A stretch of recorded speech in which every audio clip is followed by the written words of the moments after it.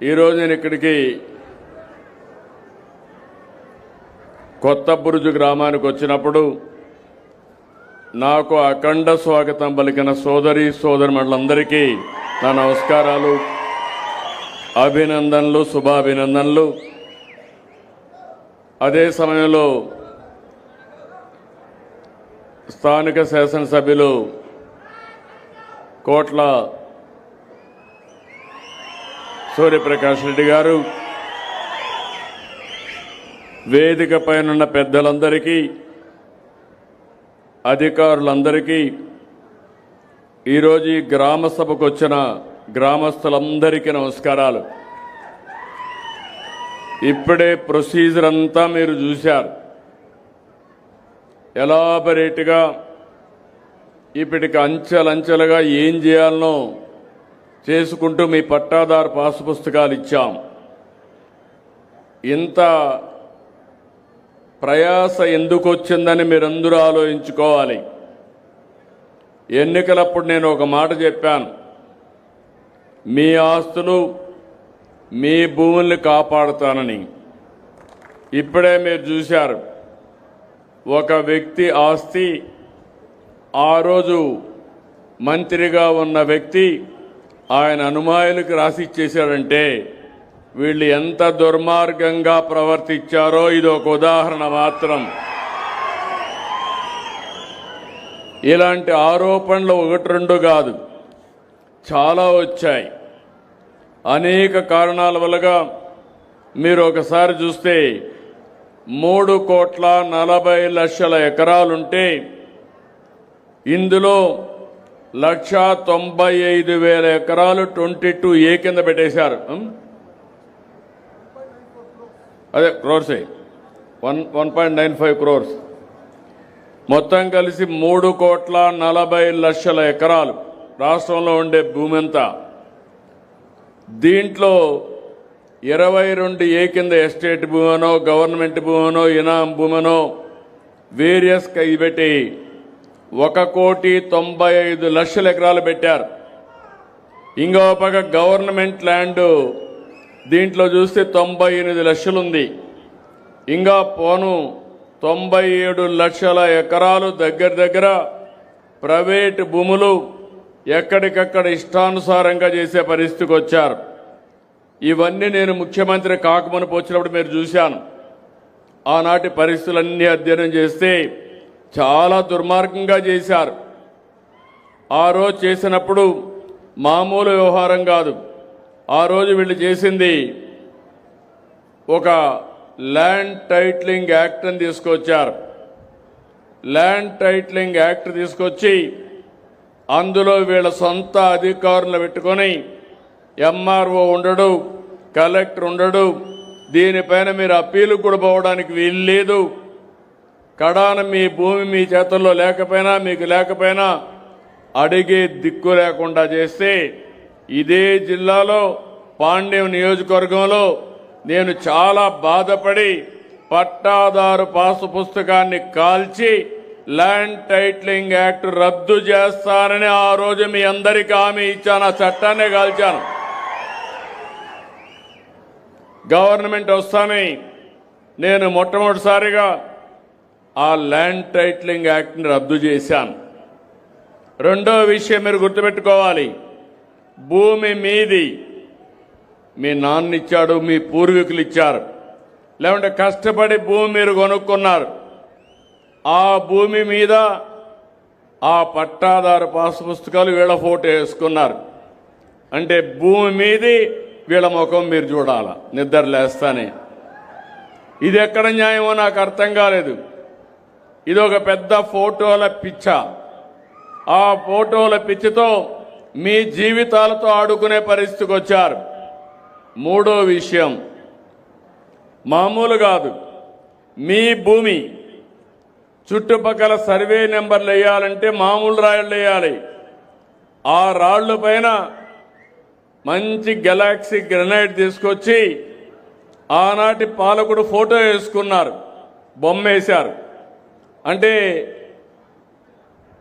ఎంత డబ్బులంటే 750 కోట్లు దానికి ఖర్చు పెట్టే పరిస్థితికి వచ్చారు.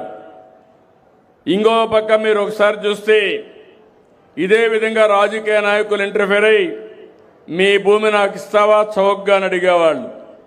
ఇవ్వకపోతే అది 22A అని పెట్టేశారు కంప్యూటర్లో. అంతవరకు నీ సొంత భూమి, ఆ రోజు నుంచి అది గవర్నమెంట్ భూమి అయిపోయింది. అంటే నువ్వు చేసిన తప్పేంటి?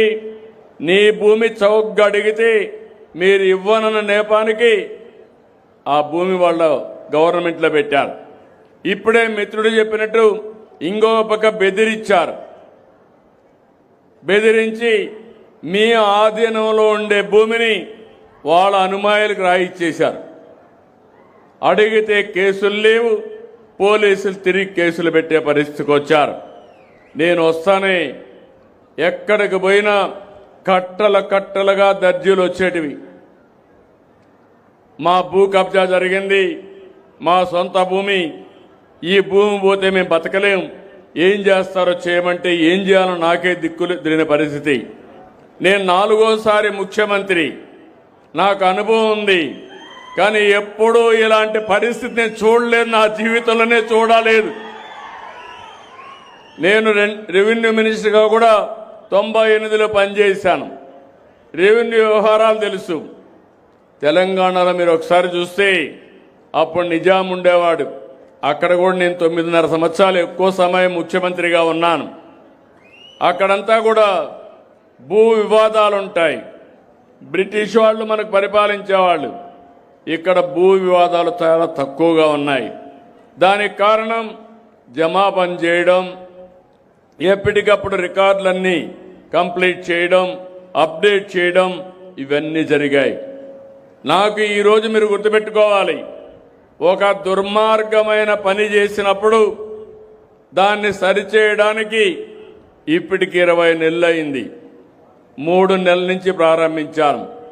ఒకవేళ నేను అక్కడ కూర్చొని మీరు చేయమంటే ఇప్పుడు మీ సమస్యలు నాకు అర్థం కావు, అధికార యంత్రాంగం సరిగా పనిచేయకపోతే మీకు అన్యాయం జరుగుతుంది.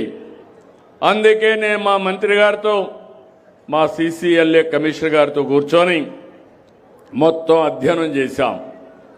అధ్యయనం చేసిన తర్వాత నేను 26వ సంవత్సరం, 1 సంవత్సరం టైం తీసుకుంటున్నాను. సర్వే చేయాలి, సర్వే చేసి బౌండరీలు ఫిక్స్ చేయాలి, మీ ముందర చేయాలి, మళ్ళా దాన్ని ప్రింట్ చేయాలి. ప్రింట్ చేయాలంటే ఇక్కడెక్కడో కర్నూలులోనో అమరావతిలో ప్రింటింగ్ మిషన్ లేదు. కరెన్సీ నోట్లు ఎట్టయితే ప్రింట్ చేస్తారో అదేవిధంగా దీనికి సెక్యూరిటీ ఫీచర్స్ పెట్టి రాబోయే రోజుల్లో ఎవ్వడు కూడా మీ రికార్డు తారుమారు చేయకుండా పక్కాగా పట్టా ఇవ్వాలని నిర్ణయం చేశాను. అది అయిన తర్వాత మళ్ళీ తారుమారు చేస్తారని QR కోడ్ తీసుకొచ్చాను. నువ్వు ఇక్కడ కూర్చున్నావు, నీ భూమి నీ పేరుతో ఉందా లేదా ఇక్కడ నుంచి చెక్ చేసుకోవడానికి నీ ఫోన్లోనే చెక్ చేసుకోవచ్చు. మీ ఫోన్లో QR కోడ్ కొడితే అది చూపిస్తే ఆటోమేటిక్గా ఉండే రికార్డు వస్తాయి. రికార్డులో ఎక్కడే సెంట్రల్ ఆఫీస్లో ఉండే రికార్డు క్లౌడ్లో ఉంటుంది, అది వస్తుంది. దానివల్ల ఎవ్వరు కూడా మీ రికార్డు తారుమారు చేస్తే మీకు తెలిసిపోతుంది. ఇంకొక స్టెప్కు పోయాను, బ్యాక్ ఎండ్. అక్కడుండే కంప్యూటర్లో పోయినసారి జరిగింది, రాజకీయ కారణాల వల్ల వ్యక్తిగత ప్రయోజనాల కోసం మీ ఆస్తిని వాళ్ళ ఆస్తిగా రాసేసుకోవడం, మీ ఆస్తిని గవర్నమెంట్ ఆస్తిగా మార్చేయడం, ఇవన్నీ జరిగాయి. అడిగితే బ్యాక్ రికార్డు కూడా లేదు. ఎప్పుడైనా ఒక నిర్ణయం చేస్తే దానికి డాక్యుమెంటరీ ఎవిడెన్స్ ఉంటుంది, లింక్ డాక్యుమెంట్స్ ఉంటాయి. ఈరోజు మీరు మాట్లాడారు, మేము మా పూర్వీకుల నుంచి లింక్ డాక్యుమెంట్స్ ఉన్నాయని. అందుకే అవి కూడా లేకుండా చేశారు. నేను అందుకే ఆలోచించి ఈరోజు తీసుకున్న నిర్ణయం మీరు చూస్తే లేటెస్ట్ టెక్నాలజీ బ్లాక్ చైన్.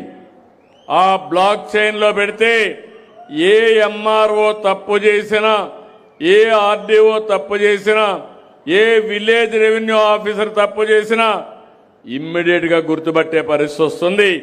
ఇప్పుడు నేను చెప్తున్నా, మీకు ఇచ్చిన భూమి ఎవ్వడు కూడా ట్యాంపర్ చేయలేడని మరొకసారి మీ అందరికీ హామీ ఇస్తున్నా. వెనక నుండే రికార్డులు ట్యాంపర్ చేయలేరు, మీ పట్టాదారు పాసు పుస్తకాన్ని ట్యాంపర్ చేసే పరిస్థితి ఉండదు. ఇది నాకు ఒక దుర్మార్గమైన పని. ఈ దుర్మార్గమైన పనికి నేను ఒక అనౌన్స్మెంట్ ఇచ్చాను. ప్రతి నెల 9వ తారీఖున నేను వస్తాను. నా సమక్షంలో ఎట్ట జరిగిందో చూస్తాను. అదే సమయంలో గ్రామ సభలు పెట్టాలి, ప్రొసీజర్ ప్రకారం చేయాలి. మీరు సర్వే చేసేటప్పుడు మీ సమక్షంలో చేయాలి. మీరు ఆమోదించిన తర్వాత ఒక డ్రాఫ్ట్ నోట్ తయారు చేయాలి. దానిపైన మీ యొక్క ఆమోదం ఈకేవైసీ తీసుకోవాలి. మీరు ఓకే అంటే ఆ ప్రూఫ్ పెట్టుకొని అప్పుడు ప్రింటింగ్ ప్రెస్ పంపిస్తాం. మళ్ళా వచ్చిన తర్వాత మీకు చూపించి ఇదే మరిగా చదివించి ఎక్కడ కూడా ఒక చిన్న పొరపాటు లేకుండా, ప్రింట్ మిస్టేక్ లేకుండా, స్పెల్లింగ్ మిస్టేక్ లేకుండా మీకు ఇచ్చే బాధ్యత నేను తీసుకున్నానని మీ అందరికీ హామీ ఇస్తున్నా. ఇక్కడ కూడా మీరు ఒకటి గుర్తుపెట్టుకోవాలి, ఒక్క రూపాయి కూడా అవినీతి జరగకూడదు. నేను చాలా స్పష్టంగా ఉన్నా. మీరెవ్వరు కూడా ఒక్క రూపాయి ఇవ్వద్దండి. ఎవరికి ఇవ్వాల్సిన అవసరం లేదు.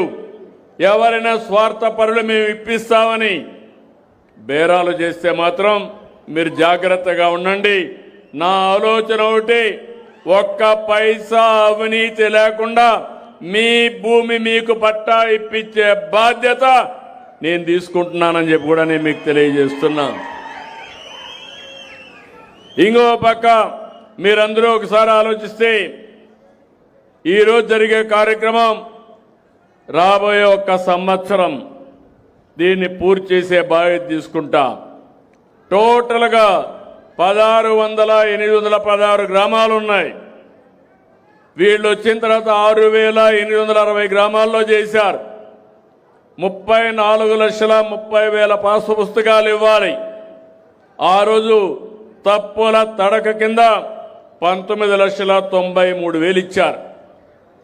అన్ని తప్పులే, రికార్డు తారుమారు చేసి ఇచ్చేశారు. నేను వచ్చిన తర్వాత అన్ని కూడా పుస్తకాలు ప్రింట్ అయినట్టు అన్ని కూడా వదిలిపెట్టి నన్ను చాలామంది మా ఆఫీసులు అడిగారు, ఈ పుస్తకాలు ఇచ్చాం, రైతులకు చేరాయి, మళ్ళా ఇప్పుడు చేయలేం, చేయాలంటే వాళ్ళనే డబ్బులు కట్టమంటామంటే నేను ఒకే మాట చెప్పాను, చేసింది తప్పు మీరు, కాబట్టి డబ్బులు కట్టరు, మనమే పెట్టుకుందాం, ప్రింట్ చేయండి, మళ్ళీ ఎలాంటి తప్పులు లేకుండా పట్టాదారు పాసు పుస్తకాలు మీకిమ్మని ఆదేశాలు ఇచ్చాను. ఇప్పటికీ 19,33,093 ఇచ్చాం.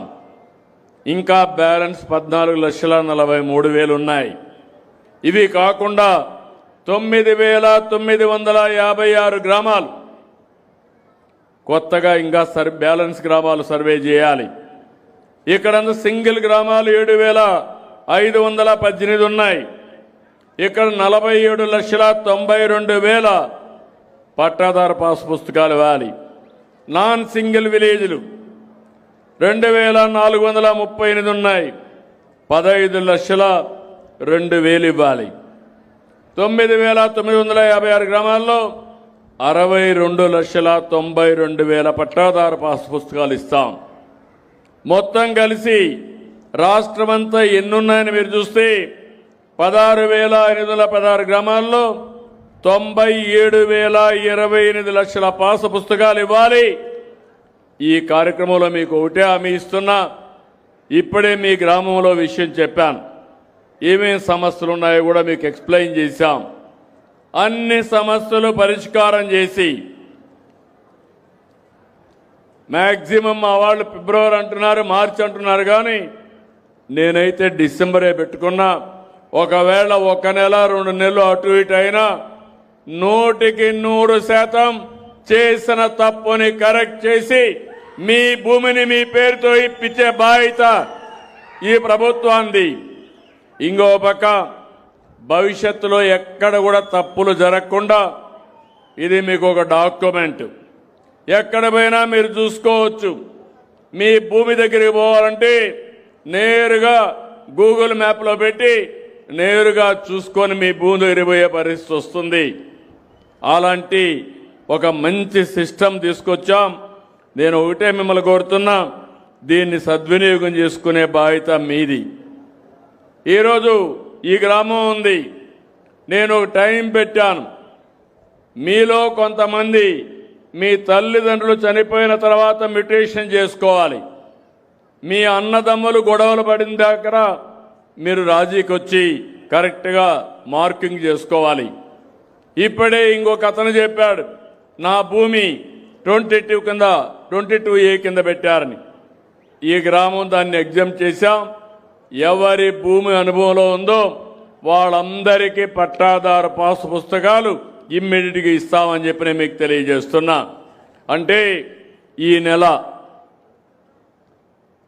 రాబోయే నెల 9వ తారీఖు లోపల ఇక్కడ ఎంఆర్ఓ ఉన్నారు, కలెక్టర్ గారు ఉన్నారు, అందరికీ ఇది చెప్తున్నా, మీరు ఇవన్నీ పూర్తి చేసి వీళ్ళందరికీ ఇచ్చే బాధ్యత మీరు తీసుకోవాల్సిన అవసరం ఉంది. ఈ ఊర్లో ఎలాంటి సమస్య లేకుండా కొత్త బురుజు గ్రామం ఒక్కటి కూడా లిటిగేషన్ లేకుండా 100% మీ గ్రామ సమస్యని పరిష్కారం చేసే బాధ్యత తీసుకుంటాం. ఒక్కసారి రెవెన్యూ సమస్యని పరిష్కారం చేస్తే చాలా సమస్యలు పరిష్కారం అవుతాయి. దీనిపైన మీరు ఒకసారి చూసినప్పుడు ఆర్ఓఆర్ కానీ, ఎఫ్ లైన్ కానీ, రీసర్వే కానీ, అలైన్మెంట్ కానీ ఇవన్నీ కూడా క్లారిటీ వస్తుంది. ఇవన్నీ క్లారిటీ వచ్చిన తర్వాత రిజిస్ట్రేషన్ కూడా సులభతరం చేస్తున్నాం. మీరు ఎక్కడికన్నా వెళ్ళి రిజిస్ట్రేషన్ పోతే అర్ధ గంటలో రిజిస్ట్రేషన్ చేసి పంపించే పరిస్థితి తీసుకొస్తాం.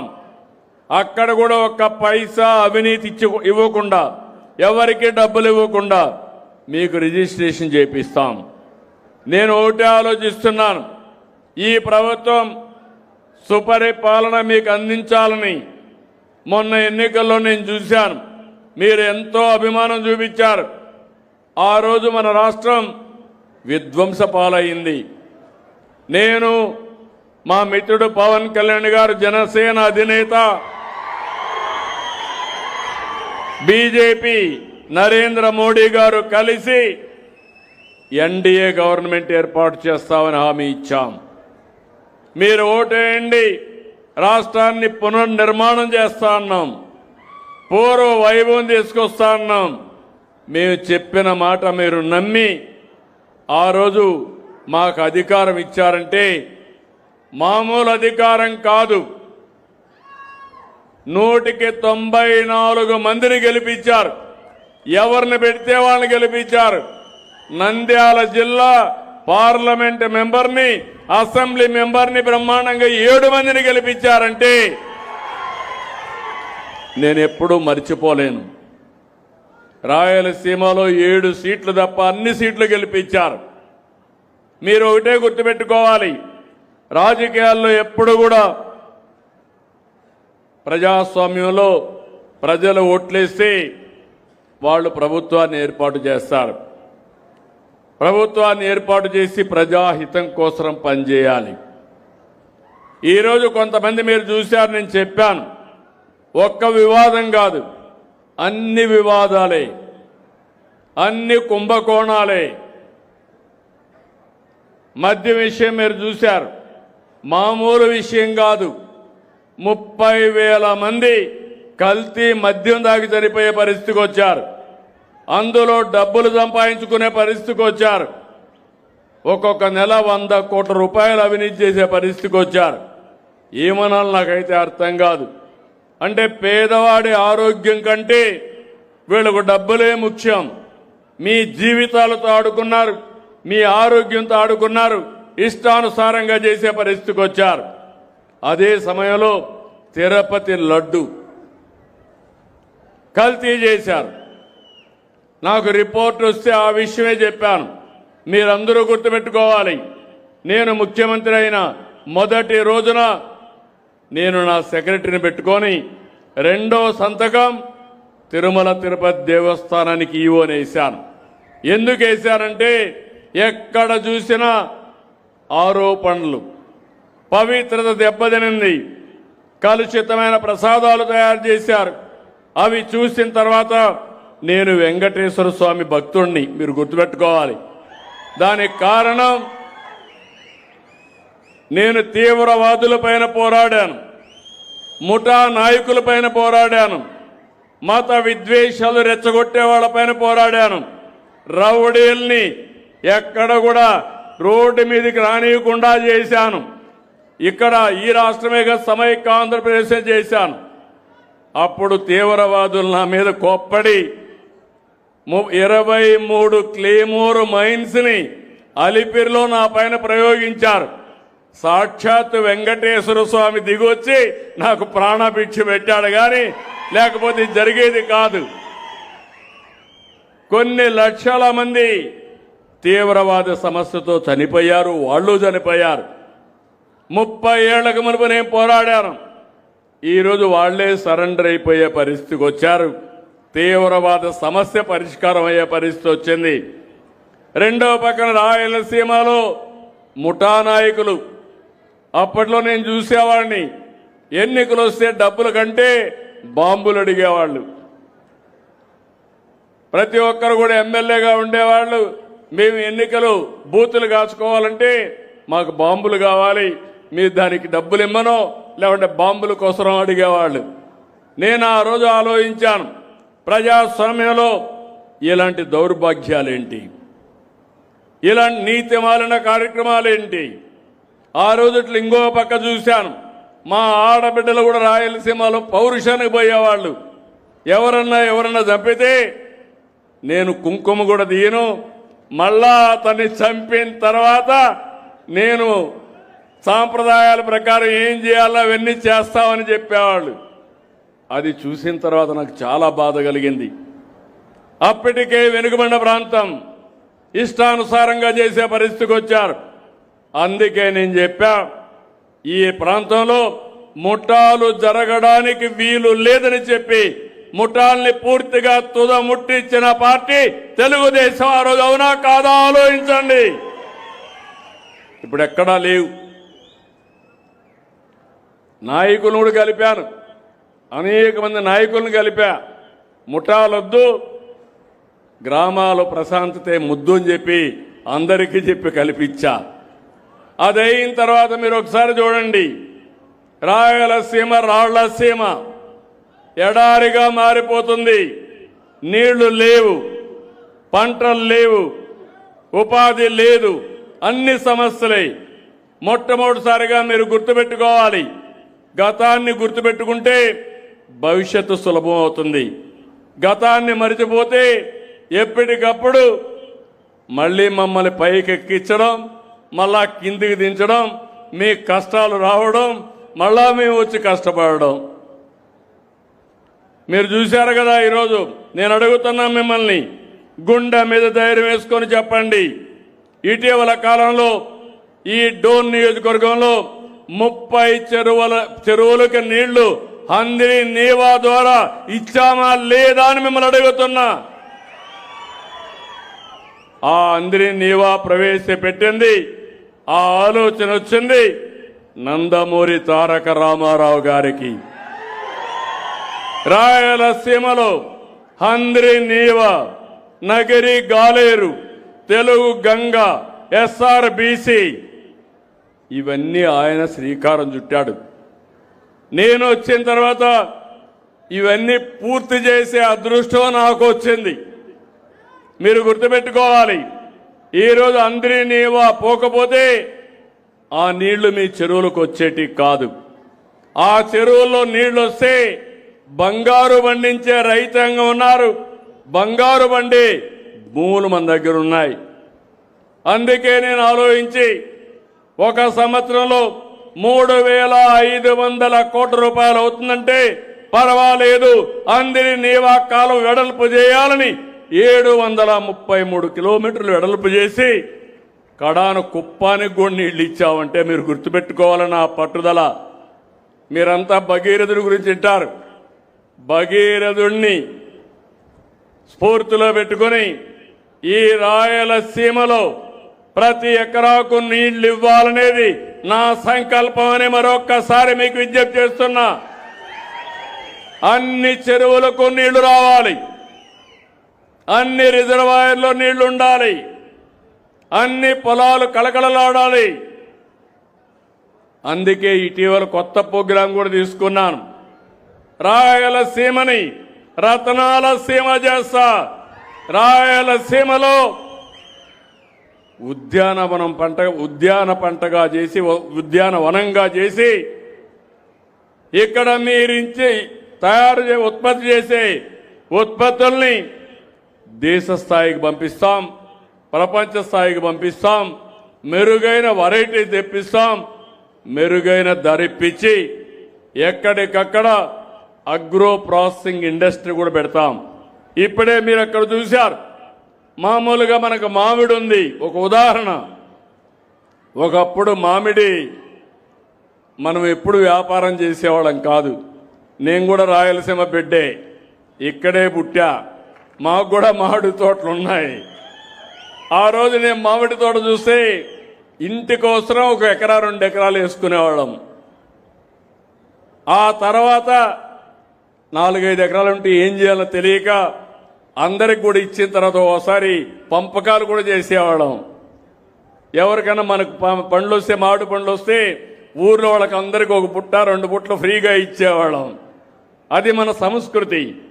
తర్వాత ఆలోచించిన తర్వాత ఎవరో ఒకరు వచ్చేవాళ్ళు బయట నుంచి, మీ తోట మేము కొంటామని. అప్పుడు వాళ్ళకి ఇచ్చేవాళ్ళం, ఓకే కొనుక్కొని ఇంత డబ్బులు ఇస్తారని. అక్కడి నుంచి వాణిజ్య పంటగా తయారైంది మామిడి.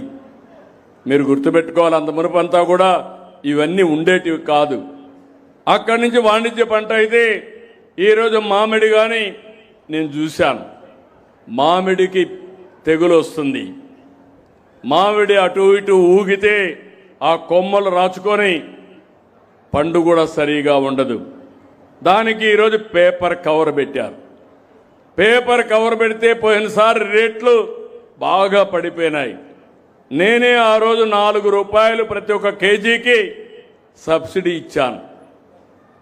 సబ్సిడీ ఇచ్చి రైతులు కాపాడుకోవడానికి ముందు ఎవ్వరు ఇవ్వాలా, తెలంగాణ ఇవ్వాలా, లేకపోతే తమిళనాడు ఇవ్వాలా, కర్ణాటక ఇవ్వలేదు, మనమే ఇచ్చాం. ఇప్పుడు కొత్తగా ఇంట్రడ్యూస్ చేశాం, 50% ఈ కవర్ ఏదైతే ఉందో ఆ కవర్ ఒక్కొక్క పండుకు ఒకటి పెడితే మంచి నాణ్యమైన పళ్ళు వస్తాయి. పోయిన సంవత్సరం అందరికీ 7,000, 8,000, 5,000 వస్తే ఈ కవర్ పెట్టిన వాళ్ళు 40,000, 35,000 వచ్చాయి. ఇప్పుడు మీరు చూస్తే ఇంటర్నేషనల్ మార్కెట్లో డిమాండ్ పెరిగి 1 టన్నుకు 1,40,000, 1,30,000 వస్తున్నాయంటే అది మన పంటకుండే విలువ. ఆ విలువని పెంచడం మీ అందరి బాధ్యత. దానికి సహకరించే బాధ్యత నాదని మీకు తెలియజేస్తున్నా. అందుకే భవిష్యత్తులో ఒకటి హామీ ఇస్తున్నా, రాయలసీమని హార్టికల్చర్ హబ్గా తయారు చేస్తాం. కేంద్రంతో మాట్లాడాం, 30,000 కోట్ల రూపాయలు ఇవ్వడానికి సిద్ధపడ్డారు, అది కూడా తీసుకొస్తాం. అదే సమయంలో ఇంకొక 70,000 కోట్ల రూపాయలు పెట్టుబడులు తీసుకొస్తాం ప్రైవేటుగా.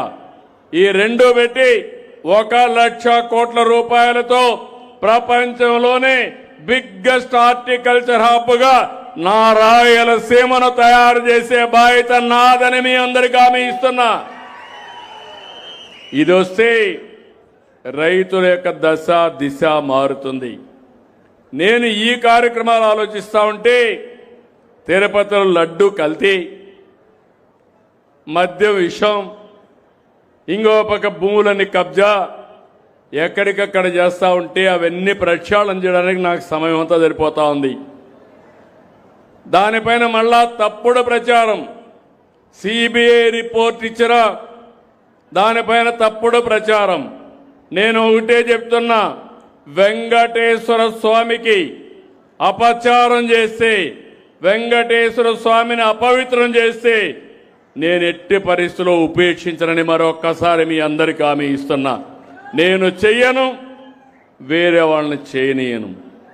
ఇంకో పక్క ప్రార్థనాలయాలు కూడా, మసీదులు కానీ చర్చలు కానీ వాళ్ళని గౌరవిస్తాం, అవి కూడా కాపాడుతాం. మత సామరస్యాన్ని కాపాడాలి, ప్రతి ఒక్కరి మనోభావాలను కాపాడాలి. కుట్రపూరితంగా మత విద్వేషాలు రెచ్చగొట్టాలని లేనిపోని సమస్యలు చేయాలంటే మాత్రం ఎట్టి పరిస్థితుల్లో ఉపేక్షించనని చెప్పి మరొక్కసారి మీ అందరికీ హామీ ఇస్తున్నా. మీరు ఒక్కసారి గుర్తుపెట్టుకోవాలి ఈ రాయలసీమలో ఏం జరిగాయని. నేనే ముఖ్యమంత్రి ఆ రోజు 2019 ఎన్నికల కంటే ముందు నిద్ర లేచి టీవీలో ఒక వార్త వచ్చింది. ఆ వార్త పాపం వివేకానందరెడ్డి ఆత్మహత్య గుండెపోటుతో చచ్చిపోయాడని.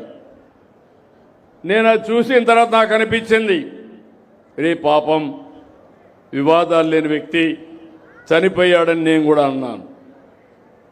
మధ్యాహ్నాలకు అది అందరూ అదే నమ్మారు. మా పోలీసుని మేనేజ్ చేశారు. ఇప్పుడే మా ఆర్టీఓ చెప్తున్నాడు అది కావాలని చేశారని చెప్తే, కాదు అది అసైన్మెంట్ భూమి అని ఆయన చెప్పే, అంటే డెప్త్కు పోయాడు లేదు నాకు తెలియదు. అదే మరిగా ఆ రోజు చెప్పారు. గుండెపోటుతో చనిపోయాడని నమ్మించారు. అక్కడుండే అధికారులు మేనేజ్ చేశారు. మేనేజ్ చేసి ఎంత దారుణంగా చంపారో మీరు చూశారు. ఆ రోజు సునీత ఆ అమ్మాయి అడిగింది, మీరు పోస్ట్ మార్టం చేయండి, నాకు అనుమానం ఉందంటే నేను పోస్ట్ మార్టంకి ఆర్డర్ చేశాను. పోస్ట్ మార్టానికి పోతే తలంతా కూడా గొడ్డలతో విపరీతంగా నరికి ఆ బెడ్రూమ్ అంతా లాగి బాత్రూంలోకి లాగి గోడలు బెడ్ అంతా కూడా కమ్మౌడ్స్ అంతా కూడా బ్లడ్ అయిపోయింది. అది చూసిన తర్వాత అన్నీ క్లీన్ చేశారు. మా ఆఫీసరు సాక్షులుగా వాళ్ళకి సపోర్ట్ చేశారు, ఏమీ లేదని. సాయంత్రం వచ్చాడు, ఆ అమ్మాయినే మేనేజ్ చేశాడు. మేనేజ్ చేసి ఏమంటాడు, మా నాన్న లేడు, చనిపోయాడు, ఇప్పుడు మా చిన్నాన్నే పెద్ద దిక్కు, మా చిన్నాన్న కూడా చంపేశారు, నేను అనాథనైపోయాను అన్నాడు. మీరు నమ్మారు, మీరు నమ్ముతారు, మీ మంచితనం అది. నమ్మిన తర్వాత నెక్స్ట్ డే ఏం చేశాడు, నారాసుర రక్త చరిత్రని నా చేతిలో కత్తి పెట్టి ఆయన చేసిన నేరాన్ని నాణ్యతను దోహేశాడు. అది నమ్మారు మీరు. 2019లో ఓట్లేదు. దానివల్ల ఏం జరిగిందో ఒక్కసారి చూడండి. ఇప్పుడు ఎవరికి కూడా పేపర్లు ఉండవు, టీవీలు ఉండవు. నేరాలు చేయరు రాజకీయ నాయకులు, నేరస్తుల్ని పక్కన పెట్టుకోరు. అలాంటిది మీరు చూస్తే నేరాలు ఘోరాలు చేస్తూ ఇప్పుడు ఆయన ఎవరినైతే మోసం చేశాడో సునీత లేటుగా తెలుసుకున్నది నాకు అన్యాయం జరిగిపోయిందని. ఈయన ముఖ్యమంత్రి అయిన తర్వాత తెలుసుకొని ఇప్పుడు మొత్తం కోర్టు చుట్టూరు తిరుగుతూ ఉంది. అంటే ఒక వ్యక్తి ఎంత క్రూరంగా ప్రవర్తిస్తారో ఇది ఒక ఉదాహరణ మాత్రం. హెచ్చరిక చేయడం నా బాధ్యత.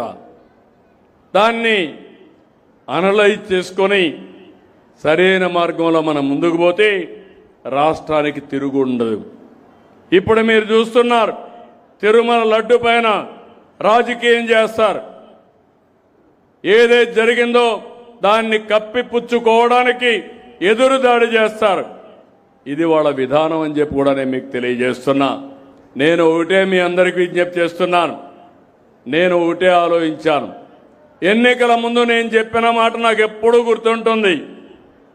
సమిక్షేమం ఇస్తాం, సూపర్ 6 ఇస్తానని హామీ ఇచ్చాను. ఈరోజు సూపర్ హిట్ చేశామా లేదా అని మిమ్మల్ని అడుగుతున్నా. చేస్తుంటే చేతుల పైకెత్తండి బాగా చేశారని. నా దగ్గర డబ్బులు లేవు, మాట ఇచ్చాను. అప్పుల మయంలో ఉంది. ఒక రోజుతో 2 రోజులతో పరిష్కారం అయ్యేది కాదు. ఎందుకంటే మీరు ఒక వ్యవసాయం చేస్తే పంట రావాలంటే ఎన్ని రోజులు పడుతుంది? ఒక పిల్లవాడు ప్రయోజకుడు కావాలంటే ముందు పెళ్లి చేయాలి, పిల్లవాడు పుట్టాలి, వాడిని చదివించాలి. మనకు చేదోడు వాదోడుగా రావాలంటే 20 ఏళ్ళు 25 ఏళ్ళు పడుతుంది. ఇప్పుడు పరిశ్రమ పెడితే నేను మొన్నే ఇక్కడ విండ్ ఎనర్జీ వచ్చింది. విండ్ ఎనర్జీ వస్తే ఇమ్మీడియట్గా పెట్టాను. ఇప్పుడే తొందరలో రాగలిగింది, ప్రొడక్షన్ కూడా వచ్చే పరిస్థితి వచ్చింది. ఏదైనా కొన్ని నెలలు పడుతుంది, కొన్ని సంవత్సరాలు పడతాయి. ఈ వారసత్వం తిరగరాయాలంటే, చేసిన విధ్వంసం నుంచి బయటపడాలంటే చాలా సమయం పడుతుంది. ఈరోజు మీరు చూడండి, మీ పట్టాదారు పాస్ పుస్తకాలు మార్చేశారు, మీ రికార్డులు మార్చారు. ఒక ముఖ్యమంత్రి 14-15 నెలలు నెలవారీగా రావాలి.